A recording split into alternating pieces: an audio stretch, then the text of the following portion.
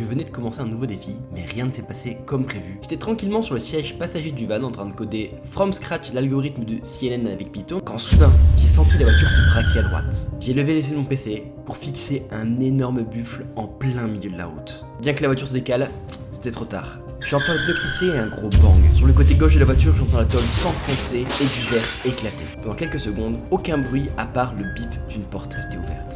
Mais heureusement, la voiture était encore en marche. J'ai pu reprendre le volant et conduire les 5 heures qu'il me restait jusqu'au concessionnaire pour rapporter ce qui restait de la voiture. Comme vous en doutez, avec cet incident, je n'ai pas pu finir ce défi. Maintenant, je suis rentré à Lille, je suis dans mon bureau, pas de buffle à l'horizon, donc je vais pouvoir reprendre le défi et coder from scratch le CNN en Python. Bon, au niveau des contraintes, on me donne 4 heures pour coder tout ça et je n'ai pas le droit d'utiliser Internet. L'objectif sera pas seulement de coder le CNN, mais d'en coder une version optimisée, car c'est bien beau de coder avec des boucles, mais ce n'est pas performant. Donc j'aimerais réussir à coder une version vectorielle du CNN n'utilisant pas les boucles. Je vais quand même coder une première version avec des boucles pour avoir une base sur laquelle me reposer et tester mon programme. Et ensuite, je vais aller étape par étape pour essayer d'optimiser les fonctions pour descendre le plus possible le temps de calcul. Donc je vais partir du code que j'ai déjà pu écrire pour coder from scratch le réseau de neurones classique. Donc ce sont des briques dont j'aurais besoin pour entraîner un CNN, ça ne sert pas à grand chose de les recoder from scratch. Donc j'ai déjà deux classes, une classe Neural Network qui me permet d'initialiser une architecture donc de Deep Learning et une classe Dense qui permet d'initialiser une couche densément connectée de neurones. Donc dans ce défi, je vais devoir coder une classe convolution pour extraire des informations spécifiques d'une image, une classe pooling qui va permettre de diminuer les dimensions de mon image tout en gardant les informations principales, une classe flatten qui va transformer nos images en vecteurs pour la prédiction de notre problème. Au niveau des fonctions dans ces classes, je vais réutiliser la même architecture que dans le premier défi. Une fonction initialisation, une fonction prédiction, une fonction calcul des gradients, une fonction d'activation, une fonction mise à jour des paramètres. Donc je vais travailler avec le jeu de données MNIST pour faire la différence entre deux chiffres seulement. Je réduis la problématique à un problème assez simple pour regarder assez rapidement durant mon entraînement si mon modèle a un problème quelque part ou non. Je rappelle, l'objectif ici n'est pas d'entraîner un modèle mais plutôt de coder l'algorithme d'apprentissage. Allez, les règles sont claires, c'est parti. Un peu de rappel avant pour être sûr de ne pas vous perdre sur ce que c'est que la convolution. La convolution, c'est l'application d'un filtre sur une image. Imaginons ici une image en une dimension et un filtre en une dimension.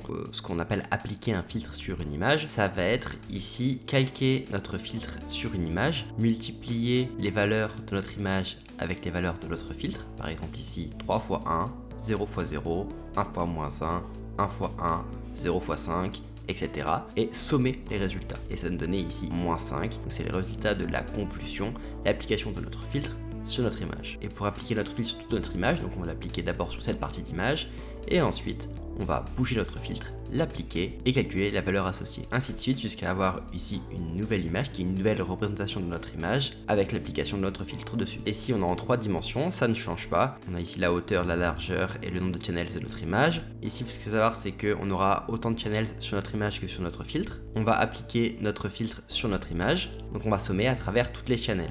Donc là, pour une image en 3 dimensions, le résultat de la convolution de notre filtre sur notre image, ce sera une image en une dimension. Pour avoir un résultat en plusieurs dimensions, il faudra utiliser plusieurs filtres. Chaque filtre nous donne une nouvelle représentation de notre image de base. Ici on a 3 filtres, donc on aura 3 channels dans notre nouvelle représentation. On va d'abord commencer par importer les packages. On va avoir besoin de NumPy et Matplotlib. On va également avoir besoin de TensorFlow pour importer les données. Donc on aura 60 000 images dans notre jeu d'entraînement. Chaque image aura 28 pixels de haut, 28 pixels de large et 1 pixel de profondeur. Pourquoi ? Parce que les données seront en noir et blanc et pas en couleur. Donc on regarde bien, le 5 est en noir et blanc. Ce qu'on va faire, c'est qu'on va retirer les images de 0 et de 5 du jeu de données. On va seulement utiliser ces deux-là. L'idée, c'est de simplifier le problème en faisant la distinction seulement entre des 0 et des 5 et pas entre 0 jusqu'à 9 pour que le modèle est plus simple à entraîner et qu'on arrive plus vite à voir si on a un problème dans l'algorithme d'apprentissage. Maintenant, on va passer à la préparation des données. On va normaliser les données. On va faire une min-max normalisation, mais le max c'est 255, le minimum c'est 0, donc on a juste à diviser par 255. Donc là on va commencer par coder. On va commencer par la classe convolution loop, donc coder la convolution en utilisant des boucles. La première fonction que l'on va faire, c'est la fonction init, qui va du coup initialiser les différents paramètres de notre couche. Donc notre matrice de paramètres aura une dimension de la taille du filtre en hauteur, la taille du filtre en largeur, la profondeur du filtre qui sera égale à la profondeur de l'image sur laquelle on va l'appliquer et le nombre de filtres que l'on veut pour cette couche. Cette matrice sera initialisée avec des valeurs aléatoires multipliées par un nombre petit pour avoir des nombres aléatoires mais petits. Pour le bias, on en aura autant que du nombre de filtres et ils seront tous initialisés à 0, ça n'a pas d'importance. On va aussi spécifier l'activation que l'on veut pour cette couche. Donc là, on aura à nouveau la fonction d'activation sigmoïde, la fonction d'activation relue et la fonction d'activation linéaire, donc on n'a pas de fonction d'activation. Donc là, je n'avais pas importé donc les classes Dance et Neural Network que l'on a codé dans le prochain défi. Donc là, je fais un copier-coller pour les avoir. Comme ça, je n'ai pas à recoder la fonction sigmoïde ou la fonction relue. Elle est déjà inclue dans la fonction Dance, donc j'ai juste à l'utiliser. Passons à la fonction predict. Donc là, l'idée c'est d'appliquer une convolution à l'image en entrée de notre couche. D'abord, je sauvegarde dans l'objet les informations en entrée du réseau. J'en aurai besoin plus tard pour calculer les gradients. Je sauvegarde également les dimensions de l'image que j'ai en entrée. Donc M, le nombre d'exemples dans mon batch, NHprev, donc le nombre de pixels en hauteur, NWprev, le nombre de pixels en largeur et NCprev, le nombre de channels de mon image. Maintenant, je sauvegarde les dimensions du filtre de notre couche, nombre de pixels de haut, nombre de pixels de large, le nombre de channels qui est égal à le nombre de channels de notre image d'entrée et le nombre de filtres que l'on a dans notre couche, NC. Là, en fonction de la dimension de notre image d'entrée et la dimension de notre filtre, je peux calculer automatiquement la dimension de l'image en sortie de notre couche. Je calcule le nombre de pixels qu'il aura de haut et de large. Maintenant, on va initialiser self-z qui sera notre volume de sortie de notre couche. Donc, il aura le même nombre d'exemples. Il aura en hauteur et en largeur NH et NW et il aura en channels le nombre de filtres de notre couche, NC. Là, je vais parcourir les exemples pour appliquer la convolution exemple par exemple. Maintenant, je vais parcourir mon image sur la hauteur, donc ligne par ligne, et parcourir mon image en largeur, colonne par colonne. Et finalement, parcourir mon image en profondeur, channels par channels. Je vais créer un indice qui s'appelle hStart pour savoir où on en est dans le parcours de notre image par notre filtre. Et je crée un deuxième indice, HN, qui sera là où on finit d'appliquer notre filtre. Je crée un deuxième indice WStart, là où commence à s'appliquer le filtre au niveau de la largeur, et WN, là où on finit d'appliquer notre filtre sur la largeur. Donc on extrait de notre image après une partie de l'image qui sera égale à la dimension de notre filtre, et on va appliquer notre convolution sur cette partie d'image. Ce qu'on va faire, c'est qu'on va multiplier nos paramètres avec la partie d'image que l'on a extrait juste avant et on va lui ajouter notre bias. À la fin, on somme tout ça et on a bien notre résultat, donc l'application de notre filtre sur une partie de l'image. Et on va parcourir notre image pour faire appliquer notre filtre partout sur toute l'image et donc on a bien la convolution de notre filtre sur toute notre image, donc sur tous nos exemples et toutes les channels. Maintenant que l'on a self-dead, on va appliquer notre fonction d'activation sur self-dead pour obtenir self-a qui sera le volume de sortie de notre couche. Maintenant, on va passer au test de convolup. Donc on lui passe en entrée la première image de notre jeu d'entraînement. On voit qu'il y a une petite erreur, je la corrige rapidement. On affiche l'image originale, on affiche l'image après passer dans la boucle et ça me semble cohérent. Donc maintenant on passe à la fonction computeGradient qui va permettre de calculer les gradients de notre couche. Les gradients seront calculés différemment selon la fonction d'activation choisie, selon si c'est relu, sigmoïde ou s'il n'avait pas de fonction d'activation.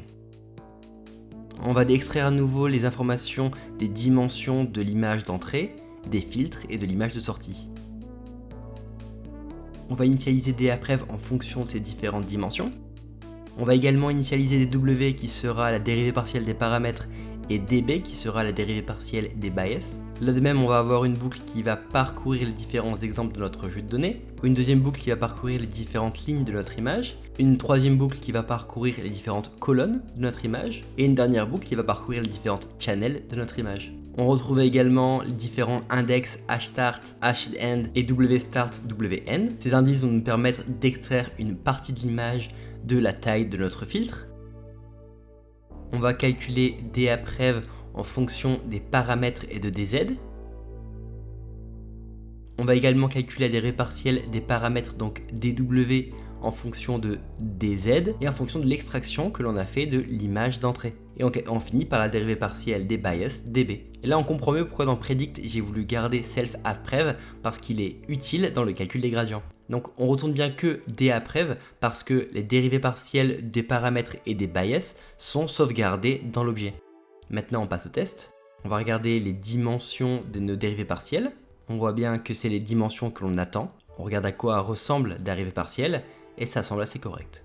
Donc maintenant on passe à la fonction parameters update qui va permettre de mettre à jour les différents paramètres de notre couche. Pour mettre à jour les couches des paramètres et des bias, c'est la même chose, on va utiliser la formule du gradient descent. Maintenant on passe au test, donc on va faire une prédict, une calcul des gradients, une mise à jour, on va voir si ça change les paramètres de notre couche. On voit que les paramètres sont différents, donc la fonction a marché, elle a modifié les paramètres de notre modèle. Maintenant que la première classe convolution loop est terminée, on passe à la classe flatten. On commence par la fonction predict. On extrait les différentes dimensions de notre image d'entrée et on va faire un reshape où on va garder le nombre d'exemples mais où on va transformer les différentes dimensions de notre image en vecteurs. Maintenant on va tester pour voir si ça fonctionne. On va appliquer notre fonction sur la première image de notre jeu d'entraînement et on va regarder la dimension. On voit que l'on est passé d'une image à un vecteur de 784 valeurs. Maintenant on passe à la fonction computeGrad. Donc là l'idée c'est de passer d'une forme vectorielle à une forme d'image. Donc on va faire un reshape, sauf que cette fois on va utiliser les dimensions qu'on a extraites dans la fonction predict. On va créer une dernière fonction qui est paramètres update où là on va juste utiliser un pass parce que on ne va pas mettre de paramètres à jour. La classe flatten, la couche flatten ne comporte pas de paramètres. Maintenant on teste la fonction computeGrad et on vérifie que si on donne un vecteur de 784 de long, on réobtient une image de 28 par 28 par 1. Donc la fonction semble correcte. Maintenant on va s'entraîner notre premier modèle pour savoir si notre couche de convolution et notre couche flatten fonctionnent bien. Dans notre architecture, on va d'abord utiliser une couche de convolution avec en entrée des images de 28 par 28 par 1. Cette couche comprendra 2 filtres et chaque filtre aura 3 pixels de haut et 3 pixels de large. La fonction d'activation utilisée sera relue. Ensuite, le volume en sortie de la couche de convolution sera flatten pour le transformer en vecteur. On va obtenir un vecteur de 1352 valeurs. Et on rajoute une fonction dense. Les données d'entrée seront de 1352 valeurs, donc le vecteur flatten. Et donc on aura un seul neurone dans cette couche pour obtenir du coup une valeur de retour. Est-ce que oui c'est un 0 ou est-ce que non c'est un 5? Et donc on aura notre fonction d'activation sigmoid pour calculer cette probabilité. Une fois le modèle initialisé, on va utiliser la fonction fit pour l'entraîner. On va utiliser seulement les 5 premiers exemples de notre jeu d'entraînement. Là l'idée c'est seulement de savoir si on lui passe quelques exemples, l'algorithme d'apprentissage est assez performant pour entraîner un modèle. On va utiliser 100 itérations et un learning rate de 0,01. On voit que le coût descend à chaque itération et que finalement l'accuracy tend vers 1. Donc l'algorithme d'entraînement a l'air de fonctionner. Donc là je viens d'entraîner mon premier modèle, ça n'a pas été trop compliqué donc ça va, je suis assez content. J'ai juste eu un problème avec les données qui n'étaient pas bien formatées pour l'entraînement, mais une fois que ça s'était réglé, tout s'est bien entraîné. Donc là on a entraîné avec peu d'exemples, on a vu qu'on arrivait à une segmentation de séparation entre les 0 et les 5 qui était parfaite. Maintenant l'idée ça va être de créer la classe pooling et de le rajouter dans notre architecture avec des boucles.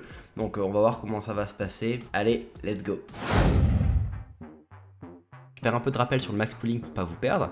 Donc c'est l'application d'une fenêtre sur notre image et on va garder ici sur cette fenêtre l'intensité maximum. Donc ici le maximum c'est 5. Après on va déplacer notre fenêtre sur notre image. La plupart du temps on va prendre une fenêtre de 2 sur 2 et à chaque fois déplacer de 2 pixels par 2 pixels parce que ça a l'avantage de diviser la dimension de notre image par 2 tout en gardant les intensités maximum, donc le maximum d'informations de notre image. C'est un bon compromis entre garder l'information principale de notre image tout en réduisant drastiquement le nombre de valeurs. Maintenant passons à la création de la classe pooling. On va commencer par la fonction predict. La fonction predict a besoin de 3 informations. L'image d'entrée, le nombre de pixels de côté de la fenêtre sur laquelle on va travailler et sur laquelle on va choisir le maximum, et le nombre de pixels de décalage que va avoir la fenêtre après chaque application sur notre image. Ici, on parle de stride. On va commencer par enregistrer toutes ces informations dans l'objet. On va extraire également les informations de l'image d'entrée. Avec ces informations, ça nous permet de calculer la hauteur et la largeur de l'image de sortie. On va initialiser avec des zéros le volume qui va être en sortie de cette couche, self A. Maintenant, pour appliquer le pooling sur toutes les images, on va d'abord parcourir toutes les images de notre jeu d'entraînement. Ensuite, on va parcourir toutes les lignes de cette image, toutes les colonnes et enfin toutes les channels. On va de nouveau créer les index hstart, hn et wstart, wn, ce qui va nous permettre d'extraire une partie de l'image de la taille de la fenêtre et on va stocker la valeur maximum dans le volume de sortie. Et enfin, on retourne self A qui est notre volume de sortie. Maintenant, testons cette fonction. Donc on va l'appliquer sur le premier exemple de notre jeu d'entraînement et on va visualiser cet exemple avant et après le pooling. Et on voit que le résultat a l'air correct. Maintenant, on va passer à la fonction ComputeGrad. Bien sûr, cette couche n'a pas de paramètres à mettre à jour, mais il faut être capable de propager les gradients du volume après pooling au volume initial avant pooling. On va commencer par extraire les dimensions de l'image d'entrée. On va aussi extraire les dimensions de l'image de sortie. On va initialiser DAPREV qui est le volume de sortie de cette fonction. Donc on va avoir une première boucle pour parcourir toutes les images de notre jeu d'entraînement, une boucle pour parcourir toutes les lignes de notre image, une boucle pour parcourir toutes les colonnes de notre image, et une boucle pour parcourir toutes les channels de notre image. À nouveau, on retrouve les index hStart, hEnd et wStart, wEnd. Ces indices nous permettent d'extraire une partie de l'image de la taille de notre fenêtre. Maintenant, on va créer un masque avec un seulement pour la valeur maximum de cette fenêtre extraite. Et on va multiplier ce masque au gradient pour qu'il y ait seulement la valeur du gradient, là où il y avait la valeur maximum. Et c'est de cette manière qu'on va propager les gradients du volume après pooling au volume avant pooling. Et finalement, on retourne DAPREV. Donc on va tester cette fonction. Pour le test, on va prendre la première image de notre jeu d'entraînement. Petite erreur qu'on corrige assez rapidement. On visualise le résultat et ça me semble assez cohérent. On va coder la fonction paramètre update. On va juste mettre none parce qu'on n'a pas de paramètres à mettre à jour dans cette couche. Maintenant, on va entraîner un modèle mais en ajoutant la couche de pooling. Donc en première couche, on a la même chose, notre couche de convolution comme précédemment. Une couche de pooling qui va diviser par 2 la taille de notre image. Une couche de flatten pour transformer notre volume en vecteur. On voit que le vecteur flatten a 338 valeurs contre 1352 précédemment sans le pooling. Donc le modèle est beaucoup moins complexe avec l'aide du pooling. On a toujours un neurone pour cette couche et la fonction sigmoid pour obtenir des probabilités. On va utiliser maintenant la fonction fit pour entraîner notre modèle avec les 10 premiers exemples de notre jeu d'entraînement. On va avoir sans itération et un line rate de 0,01. Et pareil, à chaque itération, notre coût diminue et notre accuracy tend vers 1. C'est-à-dire jusqu'à maintenant, on n'a pas trop d'erreurs dans nos fonctions. Donc là, c'est bon, on a réussi à coder donc la convolution avec des boucles. Donc voilà, c'était pas trop compliqué. Il suffit de bien faire attention aux indices. On a codé également du coup le pooling, le max pooling avec des boucles, ça a été. On a codé également la fonction flatten, enfin la classe flatten. Elle qui ne va pas changer, on va pas pouvoir l'optimiser. Là l'idée c'est qu'on va rentrer dans le plus dur, ce qui va être pour moi je pense le plus compliqué, ça va être de faire en sorte d'optimiser la classe convolution, surtout la fonction predict et la fonction computeGrad, pour transformer toutes ces boucles en multiplication matricielle, pour faire en sorte de réduire de façon drastique le temps de calcul. Parce qu'un modèle de deep learning, ça met très longtemps à s'entraîner, et donc plus on a des fonctions qui sont rapides à exécuter, plus on peut entraîner des modèles complexes. Pour ne pas vous perdre, je vais vous expliquer d'abord ce que je compte faire pour optimiser ma fonction de convolution. Ici, c'est l'application d'un filtre de convolution sur une image en une dimension. D'accord? Ça, c'est le résultat. Soit on peut utiliser une boucle comme précédemment et appliquer notre filtre sur toute notre image, soit on peut essayer d'avoir une multiplication matricielle entre ces deux matrices. Donc ça ici, c'est mon image de base. Je peux la flatten, ça veut dire la transformer en vecteur. Ici, c'est ma matrice de poids. Je peux en créer un vecteur avec le même nombre de valeurs que mon image de base. Et ce que je vais faire, c'est que je vais mettre à 0 ici les endroits où mon filtre ne s'applique pas, et les valeurs des paramètres là où mon filtre s'applique. Là j'ai autant de colonnes que de valeurs dans mon image de base et j'ai autant de lignes que d'applications de mon filtre sur mon image. Donc en une multiplication matricielle, j'ai le résultat de l'application de mon filtre sur toute mon image. Donc on gagne beaucoup de temps. Mon résultat est sous forme vectorielle, j'ai juste à le reshape pour avoir l'image en résultat. Donc là on a le même résultat qu'avec les boucles, sauf qu'on utilise une multiplication matricielle, ce qui réduit drastiquement le temps de calcul. Là où on va perdre du temps, ça va être dans l'élaboration de cette matrice. On va voir comment on peut faire sans utiliser trop de boucles. Let's go coder la convolution sans boucle. Donc là, on fait un copier-coller de la classe existante. On supprime tout ce qu'il y a dans la fonction predict et on va écrire une nouvelle fonction. On sauvegarde à nouveau le volume d'entrée dans l'objet parce qu'on va en avoir besoin pour le calcul des gradients. On extrait les dimensions de ce volume d'origine. On extrait également les dimensions de nos filtres, ce qui nous permet de calculer les dimensions de notre volume de sortie. On va calculer filter vector, qui sera la longueur de notre image une fois qu'on l'aura flatten. On aura autant de valeur que la hauteur de notre image, multiplié par la largeur de notre image, multiplié par le nombre de channels. Dans Final Vector, on calcule le nombre de valeurs que l'on aura dans notre volume final. On va initialiser parameter tensor, qui sera un tensor en 3 dimensions.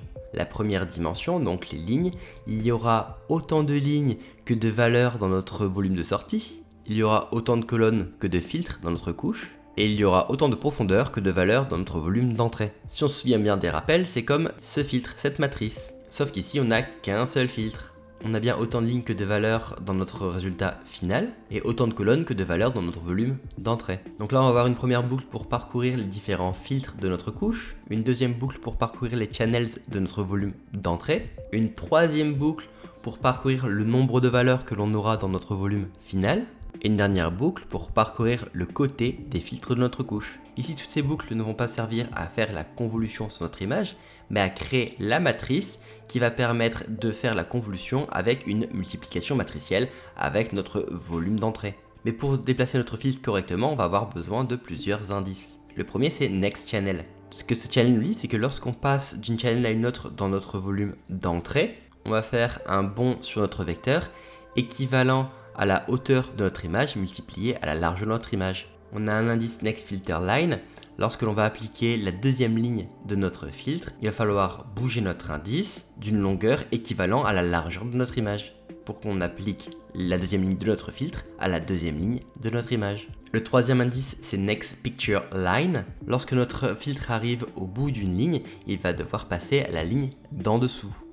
Donc ça va faire un changement de pas mal d'indices. Et donc on prend tous ces indices pour créer Indexed Start, qui aura donc Next Channel qui prend en compte le changement des indices lorsqu'on change de channel, Next Filter Line qui prend en compte le changement d'indice lorsqu'on a une nouvelle ligne dans notre filtre, et Next Picture Line qui va nous prendre en compte les changements d'indice lorsque l'on est à une nouvelle ligne sur notre image.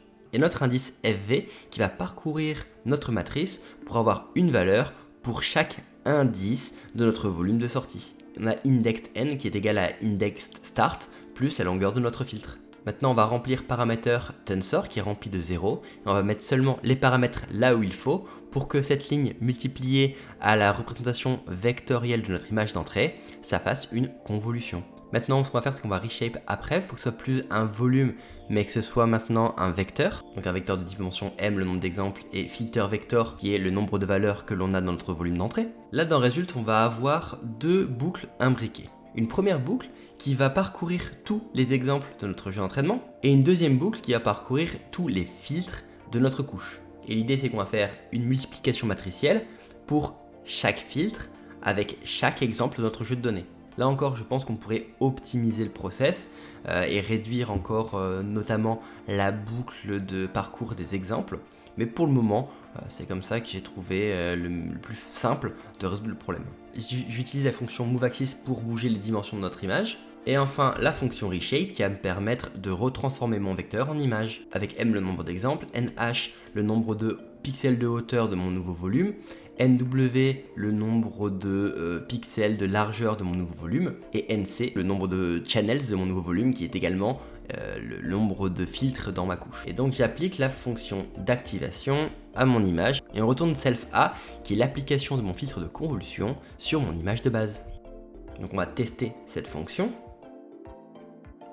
Un petit problème que l'on va résoudre assez rapidement. On visualise le résultat et on voit que c'est proche de ce qu'on voulait obtenir. Maintenant, on va effectuer un entraînement. On voit que le coût diminue après chaque itération et que notre accuracy tend vers 1.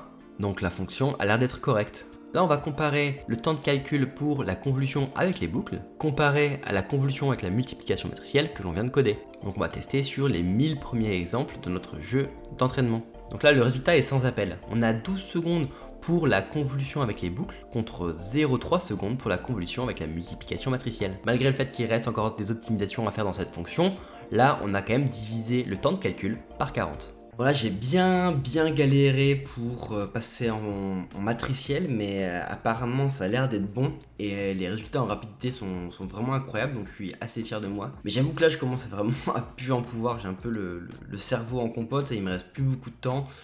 Donc là, je pense que je vais essayer de passer à le pooling en matriciel, voir si j'ai le temps. Et après, il va falloir que je passe le calcul des gradients matriciels pour la convolution et au pooling.